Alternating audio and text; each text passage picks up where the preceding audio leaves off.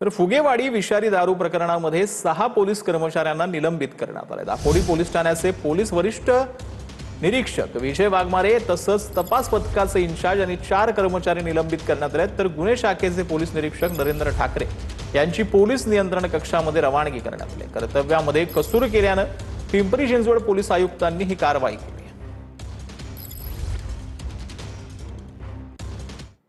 तर मीरा भाईंदरमध्ये मराठी माणसाला घर नाकारणाऱ्याला सरनाईकांनी कडक इशारा दिला। मराठी असल्याने भाईंदरमध्ये घर नाकारण्यात आल्याचा प्रकरण जे आहे ते समोर आलेलं होतं।